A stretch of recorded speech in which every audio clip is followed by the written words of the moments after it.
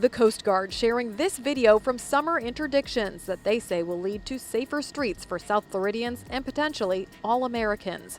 To show off their hard work, all of these interdictions, these drug seizures that they make to prevent these drugs from ever hitting our streets. It shows a Coast Guard crew in August interdicting a go-fast vessel suspected of drug smuggling approximately 40 miles southwest of Haiti. Imagine the border wall disappearing into the ocean.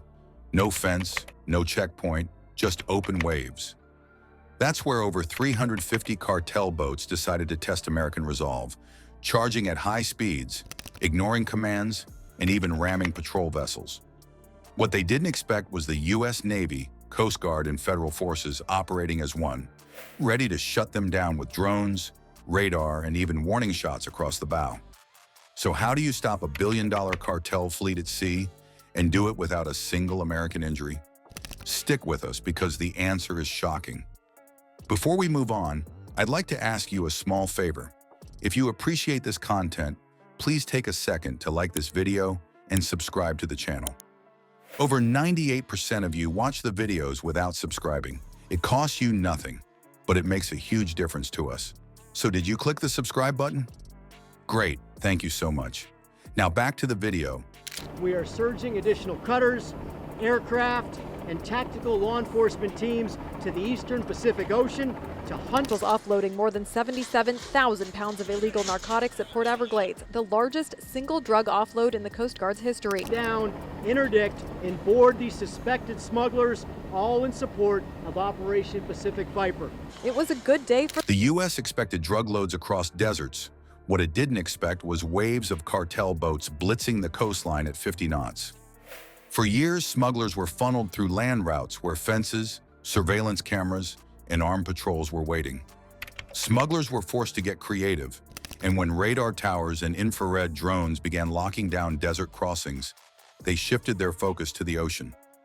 Unlike land borders marked with barbed wire and checkpoints, the sea is a wide, shifting frontier. A boat can change course in seconds, vanish into mist, or blend with ordinary fishing craft. By moving operations off the sand and onto water, cartels hope to find space the U.S. couldn't monitor. But space doesn't equal safety.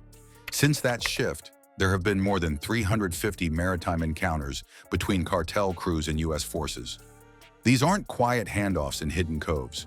Some boats blast across the surf with weapons on board, ignoring loudspeaker orders. Others target Coast Guard interceptors directly, using reinforced bows to ram patrol vessels. At night, the danger rises even higher. Radar operators catch fast-moving dots on their screens, targets that refuse to stop when hailed.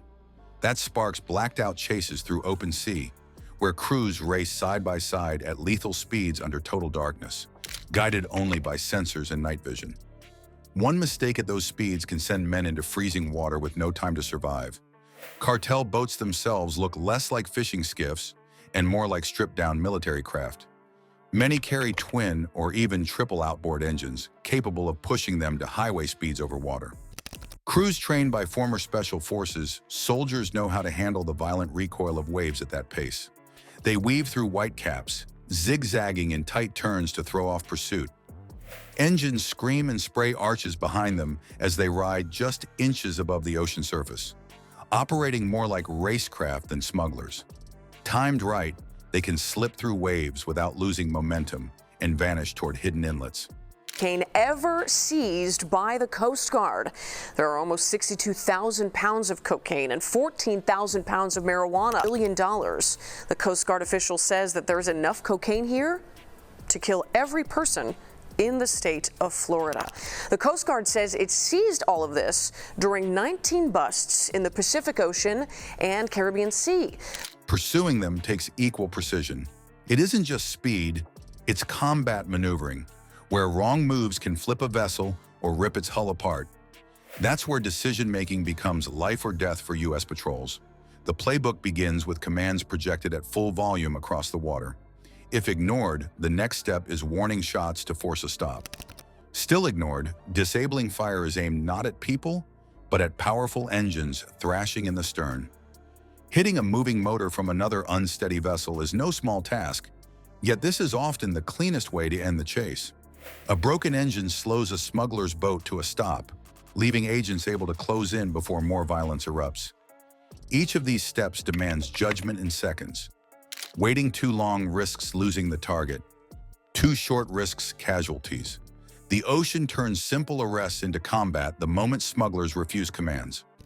Maneuvers that would be routine on asphalt become dangerous amplifications at sea.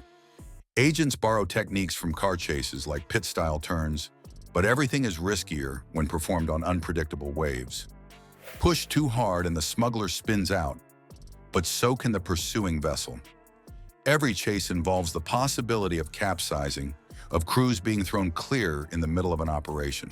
Crews on board the U.S. Coast Guard cutter Hamilton.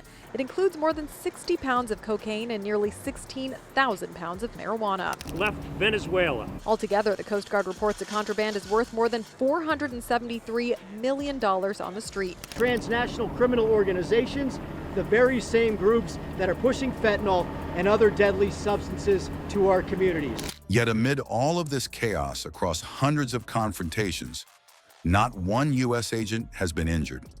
The level of training and poise it takes to maintain that record under such raw conditions is staggering. What makes these fights even more alarming is how cartels adapt over time. Their approach is beginning to resemble insurgent warfare. They don't only move drugs, they film themselves defying authority and spread clips online, turning propaganda into a second weapon. The intention is intimidation, wrapping criminal power in spectacle. This isn't smuggling in the shadows, but a deliberate show of force designed to make confrontation itself look like victory. Yet those shows meet a steady counter. Every intercepted vessel sends a different message, proving that maritime defense can evolve just as quickly.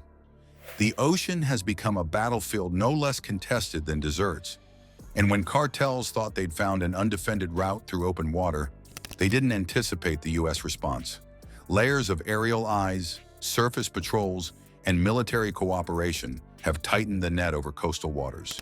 From radar pickets to naval craft capable of high-endurance pursuits, a three-layer strategy has emerged. It's here the fight changes again, as drones and naval muscle expand the reach of law enforcement farther than smugglers considered possible. Cartels believed the sea would give them an edge, but what they faced was a layered wall of defenses. Radar networks tracked their movements, drones circled above, and fast patrol crews closed in with precision. Hundreds of clashes ended with cartel boats disabled, shipments seized, and not a single U.S. agent hurt. This silent war plays out where no barrier exists, and both sides continue refining their tactics. The question now is where it escalates. Do advanced tools like XP-4 drones ensure lasting control, or will cartels push conflict into air, cyberspace, or other frontiers?